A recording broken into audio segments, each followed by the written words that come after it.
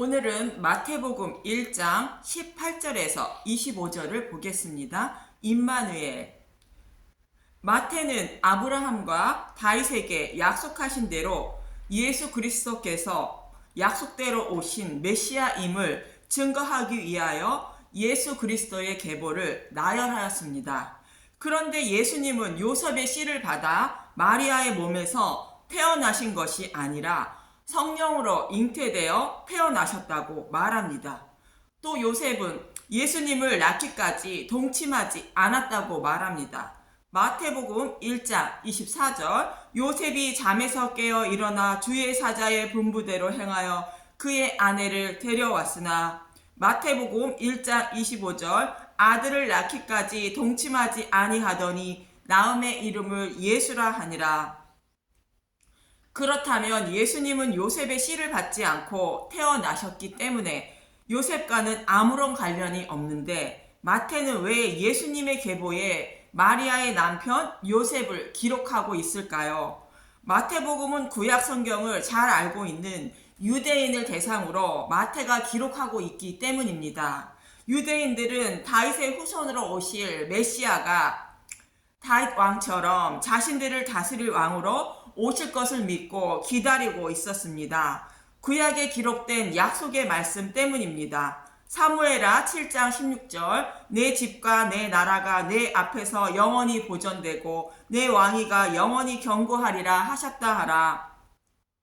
이 말씀은 다윗의 후손으로 오실 메시아가 다스리는 나라가 영원히 보존되고 경고하리라는 약속의 말씀 때문입니다. 그런데 가깝게는 다윗의 후손이 왕의 자리에 오를 것이며 그 왕의 자리가 영원히 보존된다는 의미인 것입니다. 이 왕의 자리는 바벨론 포로에 끌려갈 때까지 보존되었고 결국 포로에 끌려갈 때는 하나님은 이렇게 말씀하십니다. 예레미야 22장 30절 여호와께서 이와 같이 말씀하시니라 너희는 이 사람이 자식이 없겠고 그의 평생 동안 형통하지 못할 자라 기록하라. 이는 그의 자손 중 형통하여 다윗의 왕위에 앉아 유다를 다스릴 사람이 다시는 없을 것임이라 하시니라. 다윗의 후손 중에 육적인 이스라엘 백성을 다스릴 왕이 다시는 없을 것이라는 뜻으로 여호와 하나님은 영적인 이스라엘 백성을 다스릴 왕인 예수님을 이스라엘 왕으로 보내신다는 뜻입니다. 그러나 유대인들은 자신들을 다스릴 메시아가 다윗과 같은 육적인 왕으로 오실 것을 기다리고 있는 것입니다. 이사야서에서도 이렇게 말합니다. 이사야서 9장 6절 이는 한 아기가 우리에게 낳고 한 아들을 우리에게 주신 바 되었는데 그의 어깨에는 정사를 메었고 그의 이름은 기묘자라 묘사라 전능하신 하나님이라 영존하시는 아버지라 평강의 왕이라 할 것임이라. 이사야 9장 7절 그 정사와 평강의 더함이 무궁하며 또 다윗의 왕자와 그의 나라에 군림하여 그 나라를 굳게 세우고 지금 이후로 영원히 정의와 공의로 그것을 보존하실 것이라 만군의 여호와의 열심히 이를 이루시리라. 다윗의 후손으로 오실 메시아가 자신들을 다스릴 왕으로 오실 것을 기록하고 있기 때문에 메시아가 자신들을 다스릴 육적인 왕으로 오실 것을 믿고 있는 것입니다. 그래서 유대인들이 기다리던 그 왕으로 오실 메시아가 예수 그리스도라 말하기 위해 요셉의 씨를 받지 않았지만 요셉의 계보를 기록하고 있는 것입니다. 마태는 구약에서 오신다고 약속한 메시아가 예수 그리스도이며 유대인을 다스릴 왕이라 증거하기 위해 예수님의 계보에 기록하고 있는 것입니다. 2장 2절에서도 예수님이 유대인 왕으로 오셨음을 강조하고 있습니다. 마태복음 2장 1절 동방으로부터 박사들이 경배하러 오다. 헤롯 왕 때에 예수께서 유대 베들레헴에서 나심에 동방으로부터 박사들이 예루살렘에 이르러 말하되 마태복음 2장 2절 유대인의 왕으로 나시니가 어디 계시냐 우리가 동방에서 그의 별을 보고 그에게 경배하러 왔노라 하니. 유대인들은 유대 베들레헴에서 메시아가 오실 것을 잘 알고 있습니다. 미가서에서 기록되어 있기 때문입니다. 미가서 5장 2절 베들레헴에서 다스릴 자가 나오리라. 베들레헴 에브라다야, 너는 유다 족속 중에 작을지라도 이스라엘을 다스릴 자가 내게서 내게로 나올 것이라. 그의 근본은 상고의 영원에 있느니라. 예수 그리스도께서 약속대로 오신 유대인의 왕임을 강조하기 위하여 이 구절을 인용하여 유대인의 왕으로 오시니라고 말하고 있는 것입니다. 또 예수님이 십자가에서 죽으실 때도 빌라도의 말에 예수님은 마태복음 27장 11절 십자가에 못 박히게 예수를 넘기다. 예수께서 총독 앞에 섰음에 총독이 물어 이르되 내가 유대인의 왕이냐? 예수께서 대답하시되 내 말이 옳도다 하시고, 마태복음 27장 37절 그 머리 위에 있는 유대인의 왕 예수라 쓴 자패를 붙였더라. 이렇게 마태는 구약에서 약속하신 대로 유대인을 다스리기 위하여 오신다는 메시아가 예수 그리스도이며, 유대인들은 자신들이 기다리던 왕을 자신들의 손으로 죽었음을 증거하고 있는 것입니다. 이것을 증거하기 위하여 요셉의 씨를 받지 않은 예수 그리스도의 계보를 기록하고 있는 것입니다.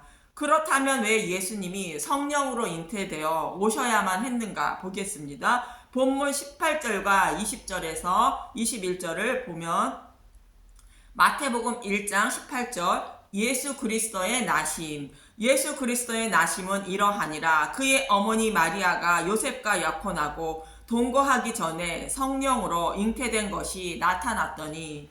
마태복음 1장 20절 이 일을 생각할 때에 주의 사자가 현몽하여 이르되 다윗의 자손 요셉아, 내 아내 마리아 데려오기를 무서워하지 말라. 그에게 잉태된 자는 성령으로 된 것이라.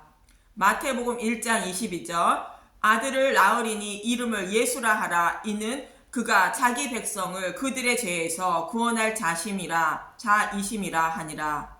마리아의 몸에 성령으로 잉태되어 아들을 낳은 것인데, 자신의 백성을 죄에서 구원하시기 위하여 처녀인 마리아의 몸에 성령으로 잉태되었다는 것입니다. 예수님은 죄인들의 구속자로 오셨다는 것입니다. 죄인들의 구속자로 오셨다는 것은 죄가 없는 자로 오셨다는 뜻입니다. 모든 인류는 아담과 하와의 후손들입니다.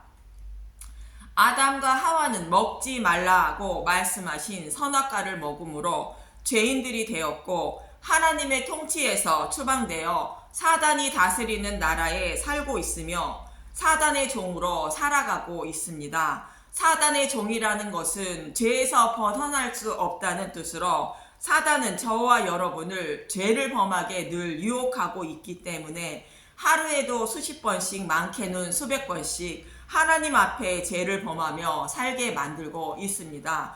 그래서 다윗은 이렇게 고백합니다. 쉬운 성경으로 말씀드립니다. 시편 51편 1절 다윗이 밧세바와 도임한 후 예언자 나단이 그에게 왔을 때, 오 하나님, 주의 한결같은 사랑으로 내게 자비를 베풀어 주소서.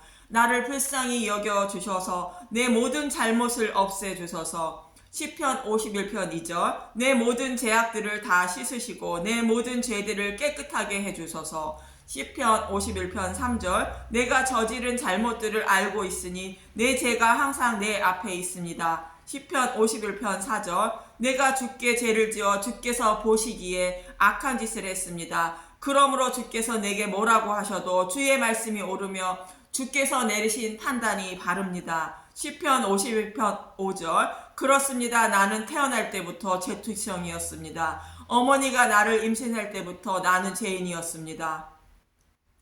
다윗은 자신이 어머니 태석부터 죄인이라고 고백하고 있는 것입니다. 아무런 죄를 범하지 않은 어머니 태에서 태어나지도 않은 다윗은 하나님 앞에 죄인이라 고백하고 있는 것입니다. 한 가지 예를 들면, 높은 지위에 있는 한 집안에 노예의 부부가 살고 있었고, 그 부부가 사이에서 아이가 태어납니다. 그 노예 부부의 아이가 주인집 아이의 신분이 되지 못하고 노예의 신분에서 벗어나지 못하는 것과 같은 것입니다.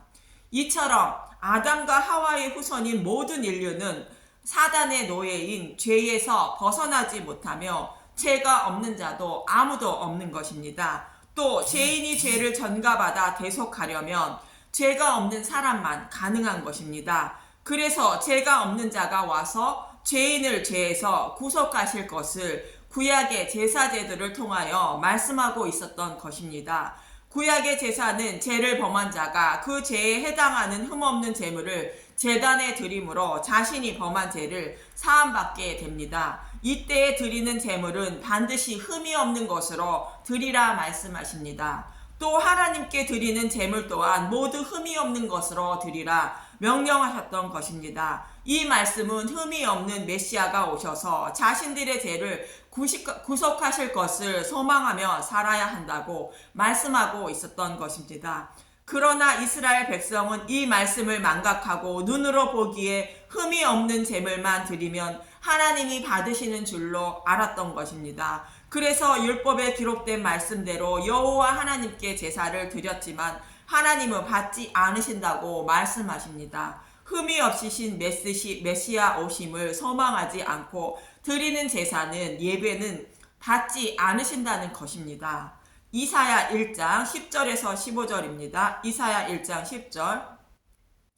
너희 소돔의 관원들아 여호와의 말씀을 들을지어다. 너희 고모라의 백성아 우리 하나님 법에 귀를 기울일지어다. 하나님은 이스라엘 백성이 제물을 드리며 하나님을 섬기며 살아가지만 소돔과 고모라와 같이 심판받아 마땅하게 죄를 범하며 살아가고 있다고 말씀하십니다. 이사야 1장 11절 여호와께서 말씀하시되 너희의 무수한 재물이 내게 무엇이 유익하뇨? 나는 순양의 번제와 살찐 짐승의 기름에 배불렀고 나는 숫송아지나 어린 양이나 순염소의 피를 기뻐하지 아니하노라. 이스라엘 백성은 율법에 나와 있는 대로 제사를 잘 드렸다는 것입니다. 그러나 그것은 하나님의 뜻과 다르기 때문에 받지 않으신다는 뜻입니다. 장차 오실 흠이 없으신 메시아가 자신들의 죄를 구속하실 것을 소망하지 않고 제사를 드렸다는 뜻입니다. 제물을 아무리 많이 드려도 아무 소양이 없다는 것입니다. 지금의 예배도 동일합니다. 십자가의 복음이 빠지거나 유월절 양의 고기인 십자가 복음에 양념을 더하여 누룩을 더하거나 먹이거나 변질된 유월절 양의 고기를 먹인다면, 다른 복음을 먹인다면 그 예배는 하나님이 받지 않으신다는 것입니다. 또 구약에서 오실 메시아를 소망하지 않는 마음으로 예배를 제사를 드리면 하나님이 받지 않으신다는 것입니다. 하나님 나라를 소망하지 않거나 감사하지 않는 마음으로 드리는 예배와 기도는 하나님이 받지 않으신다는 것입니다. 이사야 1장 12절 너희가 내 앞에 보이러 오니 이것을 누가 너희에게 요구하였느냐? 내 마당만 밟을 뿐이니라. 이사야 1장 13절 헛된 재물을 다시 가져오지 말라. 분향은 내게 가증히 여기는 바요 월삭과 안식일과 대회로 모이는 것도 그러하니 성회와 아울러 악을 행하는 것을 내가 견디지 못하겠노라. 장차 오실 메시아를 소망하지 않는 마음으로 드리는 모든 모임과 예배에 하나님은 견디지 못하겠다는 것입니다. 이사야 1장 14절 내 마음이 너희의 월삭과 정한 절기를 싫어하나니 그것이 내게 무거운 짐이라 내가 지기에 곤비하였느니라. 이사야 1장 15절 너희가 손을 펼 때에 내가 내 눈을 너희에게서 가리고 너희 많이 기도할지라도 내가 듣지 아니하리니 이는 너희의 손에 피가 가득함이라. 아무리 많은 기도와 예배를 드려도 하나님은 절대 받으시지 않는다는 것입니다. 이렇게 구약의 제사는 장차 오실 흠이 없으신 메시아를 소망하며 살아가게 하시기 위하여 율법과 십계명 제사 제도를 주신 것입니다. 그러나 이를 망각하였기 때문에 하나님은 이스라엘 백성의 제사를 받지 않으신다는 것입니다. 그러나 이제 그 흠이 없으신 메시아가 오셔서 자신의 백성을 죄에서 구속하시기 위하여 오시는데 그 죄에서 오염되지 않기 위하여 남자의 씨를 받지 않고 남자를 알지 못한 처녀의 몸을 빌려 성령으로 잉태케 하셔서 예수님을 구속자로 보내신다는 것입니다. 하나님은 약속대로 자신의 백성을 구원하시기 위하여 흠이 전혀 없으신 제물로 육신의 몸을 입게 하셔서 예수님을 보내신 것입니다. 그럼 하나님 백성이 어떤 처지에 있기에 예수님을 구원자로 보내시는가 보겠습니다. 마태복음 1장 22절. 이 모든 일이 된 것은 주께서 선지자로 하신 말씀을 이루려 하심이니 이르시되, 마태복음 1장 23절. 보라, 처녀가 잉태하여 아들을 낳을 것이요 그의 이름은 임마누엘이라 하리라 하셨으니 이를 번역한 즉 하나님이 우리와 함께 계시다 함이라. 이 말씀의 의미는 유다 아하스 왕 때의 일을 기록한 이사야 7장 14절의 말씀을 인용한 구절입니다. 유다 아하스 왕 때에 아람과 북이스라엘이 동맹하여 유다를 침략하였고 예루살렘을 공격하였지만 하나님은 예루살렘을 넘겨주지 않았습니다. 이때에 아하스 왕에게 이사야 선지자를 보내어 여호와께 징조를 구하라 말씀하십니다. 그러나 아하스 왕은 징조를 구하지 않게 됩니다. 이사야 7장 11절에서 14절입니다. 이사야 7장 11절. 너는 내 하나님 여호와께 한 징조를 구하되 깊은 데에서든지 높은 데에서든지 구하라 하시니. 이사야 7장 12절. 아하스가 이르되 나는 구하지 아니하겠나이다. 나는 여호와를 시험하지 아니하겠나이다 한지라. 이사야 7장 13절. 이사야가 이르되 다윗의 집이여 원하건대 들을지어다. 너희가 사람을 괴롭히고서 그것을 작은 일로 여겨 또 나의 하나님을 괴롭히려 하느냐. 이사야 7장 14절. 그러므로 주께서 친히 징조를 너희에게 주실 것이라. 보라, 처녀가 잉태하여 아들을 낳을 것이요 그의 이름을 임마누엘이라 하리라. 유다 아하스 왕과 백성들은 흠이 없으실 메시아가 오셔서 자신들을 구원하실 것을 소망하지 않고 살았던 것으로, 메시아를 소망하지 않고 살아가는 것은 언제 어느 때에 멸망당할지 모른다는 것을 알려주시는 것입니다. 그래서 징조인 흠이 없으신 메시아를 자신들을 구원할 구원자로 오실 것을 소망하며 살아야 한다는 것이며 그 메시아를 반드시 보내달라 구하라는 것입니다. 저와 여러분도 동일합니다. 풍전등화와 같은 당시의 예루살렘 모습이 사단에게 포위당해 살아가는 하나님 백성인 저와 여러분의 모습인 것입니다.